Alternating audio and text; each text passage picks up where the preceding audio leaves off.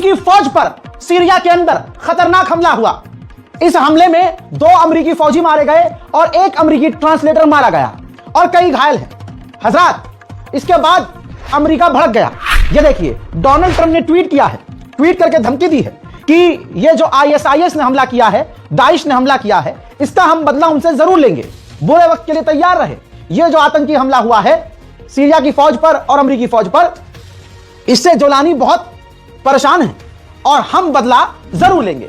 हजरात, Donald Trump ने सिर्फ लिखा नहीं है बल्कि दुनिया के सामने आकर बताया है कि यह हमला आईएसआईएस ने किया है। सुनिए। This was an ISIS attack on us and Syria, and again, we mourn the loss and we pray for them and their parents and their loved ones. Very, very sad. Mr. President, will the U.S. retaliate against ISIS? Yeah, we will. And will the U.S. further attack again? We're going to be seeing. Is the U.S. still We will retaliate. Thank you very much. वहीं इसके बाद Syria के विदेश मंत्री ने भी tweet करके इस आतंकी हमले की निंदा की है। अब इसके बाद हुआ यह कि अमेरिका के फाइटर जेट सीरिया में जहां आईएसआईएस होने की संभावना है जिनकी, वहां पर हमला करते हुए रात को नजर आ रहे थे। देखिए हज़रात, अजीब बात यह है कि अमेरिका के फौजी मारे गए, सीरिया का फौजी सिर्फ घायल हुआ। जोलानी को दुख हुआ, मानते हैं, चलिए भाई आपके दोस्त हैं, आपके मुल्क के अंदर हमला हुआ है, दुख हुआ है। लेकिन जब इजराइल इसी सीरिया के अंदर दर्जनों लोगों को मार रहा है और सीरिया के इलाकों पर कब्जा कर रहा है, तो जोलानी को दुख क्यों नहीं होता? एक टैंकर, समुद्री बड़ा सा जहाज चाइना से ईरान की तरफ रवाना हो रहा था हथियार लेकर। अमेरिकी नेवी ने रास्ते में उस जहाज को रोका, उस जहाज की जब चेकिंग की, हथियार सारे निकाले और हथियारों को डिस्ट्रॉय कर दिया और फिर जहाज को जाने दिया, जिसके बाद ईरान भड़क गया। ये देखिए, ईरान के समुद्र के इलाके से ये बड़ा सा जहाज गुजर रहा था, बहुत बड़ा टैंकर है ये। ईरान ने इस टैंकर को सीज कर लिया। ईरान ने नहीं बताया कि यह टैंकर कहां से आ रहा था और जा कहां रहा था, लेकिन ईरान ने बड़ी कार्रवाई हैंड टू हैंड कर डाली है। जहां सारी दुनिया इजराइल से कटना चाहती है, वहीं एक और मुस्लिम देश कजाकिस्तान अब्राहम अकॉर्ड में शामिल होकर इजराइल से हाथ मिला चुका है।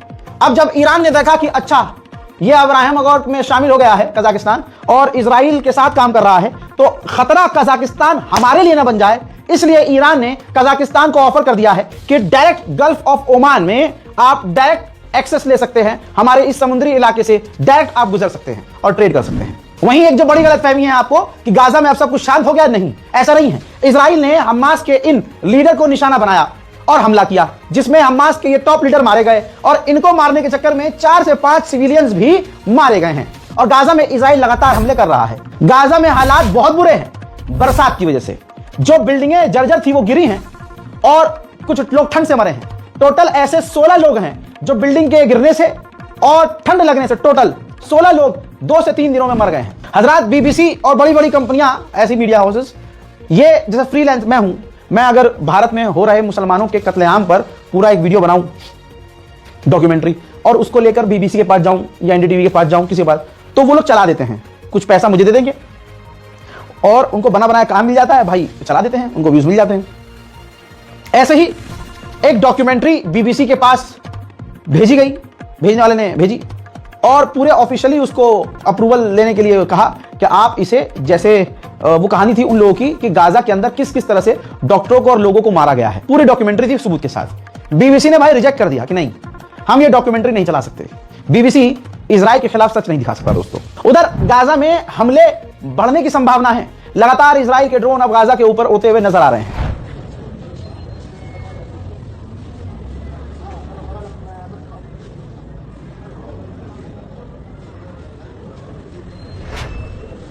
इजराइल का ही एक इजरायली हिस्टोरियन है, बुजुर्गवार है, उन्होंने कहा कि जो देश जेनोसाइड करते हैं वो छुपाते हैं कि हाँ हम जेनोसाइड कर रहे हैं, लेकिन इजराइल की गवर्नमेंट ओपनली कह रही है कि हम पूरे गाजा को मिटा देंगे।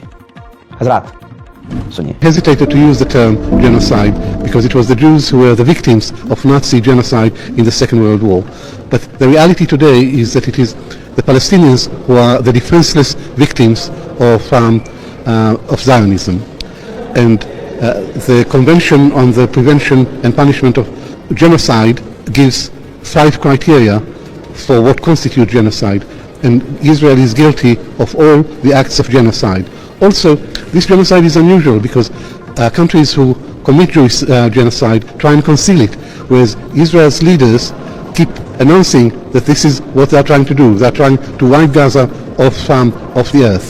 And indeed, Israel has already made Gaza completely uninhabitable. America Israel जब हमास को नहीं हरा पाए तो उन्होंने नया षड्यंत्र रचा है।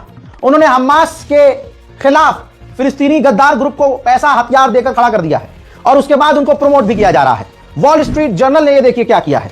जो हमास के गद्दार ग्रुप हैं, फिलिस्तीनी गद्दार ग्रुप मिलिशियाज, उनको हीरो बताते हुए, उसको हीरोफाई करते हुए उन लोगों के बयानों को छापा है जो फिलिस्तीनी गद्दार हैं और कहा है कि हमास को वहां के जो मिलिशियाज हैं वो खत्म कर सकते हैं। 16 दिसंबर को कतर की राजधानी दोहा में कम से कम 15 से 20 देश इकट्ठा हो रहे हैं, अमेरिका भी होगा। इस मीटिंग में फैसला किया जाएगा कि गाजा के अंदर इंटरनेशनल फौज तैनात कर दी जाए। गाजा के अंदर यूएनआरडब्ल्यूए काम करता है। अमेरिका और इजराइल ने ऐलान किया है कि यूएनआरडब्ल्यूए को हम बंद कर देंगे, जिसके बाद अरब देशों ने ऐलान किया है कि ठीक है, अमेरिका और इजराइल फंड नहीं करेंगे तो यूएनआरडब्ल्यूए को हम फंड करेंगे। अभी कुछ ही वक्त पहले इजराइल की फौज ने एक गाजा के छोटे से बच्चे को कत्ल कर दिया है। उधर इजराइल के सेटलर्स फिलिस्तीनियों पर लगातार हमले कर रहे हैं। देखिए